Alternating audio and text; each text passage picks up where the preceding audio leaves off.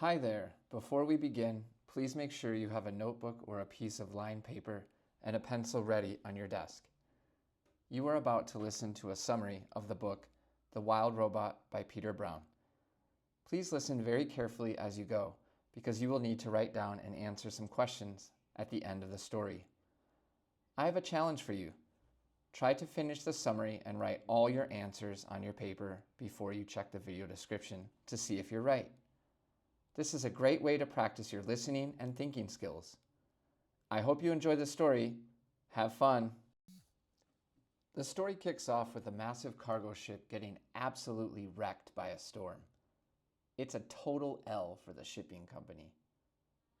Hundreds of crates are sinking to the bottom of the ocean, but one crate is built different. It floats to a remote island and gets delivered by the waves. Some curious sea otters, the original island influencers, decide to unbox this mysterious package.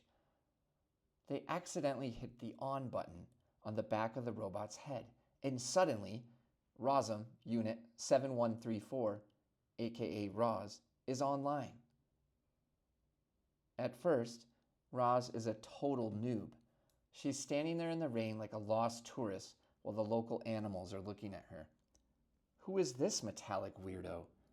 She tries to be friendly, but her voice is pure Siri-core. She tells the forest, "Hello, I am a robot."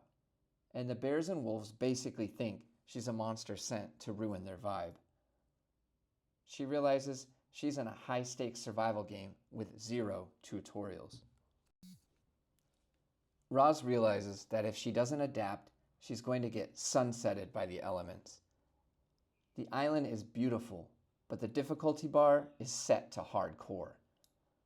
She starts observing the animals to learn their meta. She spends weeks camouflaged as a rock, covered in mud and plants, literally hitting the stealth mode, just to watch how the birds talk and the squirrels parkour. Eventually, her processor hits a breakthrough. She cracks the code and learns the languages of the animals. But even then, the animals are gatekeeping. They call her the monster. Roz is just trying to find her squad, but her social credit score on the island is basically 0.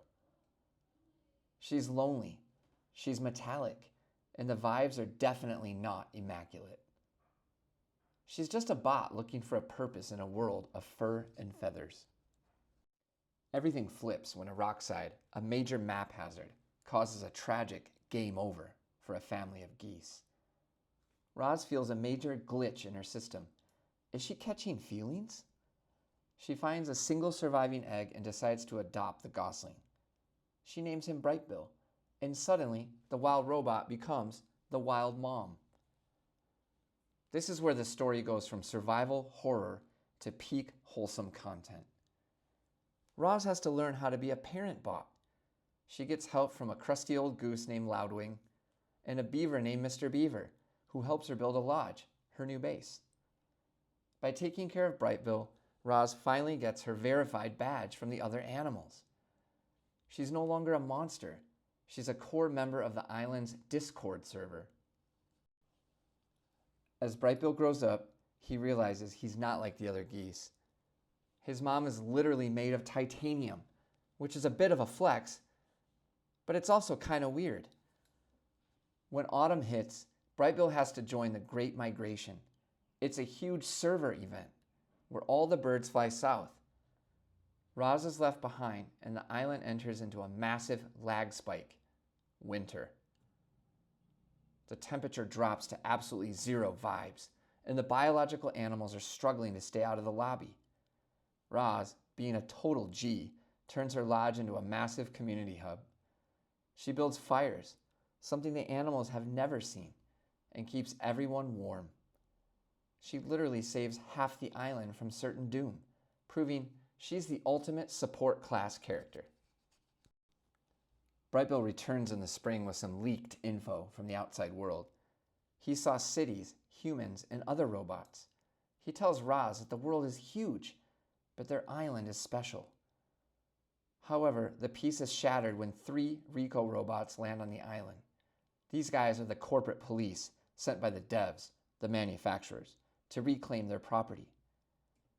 These Rico robots are total tryhards with zero personality. They tell Roz her free trial of life has expired and she needs to return to the factory. But the island animals aren't having it. They launch a full-scale raid on the Ricos. It is an Avengers Assemble moment. The bears use their tank stats to smash the Ricos. The birds provide air support by dropping rocks, and the skunks use chemical warfare to confuse the invaders. They absolutely body the Rico robots, but the fight is sweaty. Roz gets seriously damaged. She loses her legs, and her casing is cracked. Roz looks at her friends and realizes that as long as she stays, the humans will keep sending units and hurting her squad. In a total main character move, she decides to go back with the humans to save the island from future patches. She promises Bite Bill that she'd find a way to reboot and return someday. It is a bittersweet ending that hits right in the feels.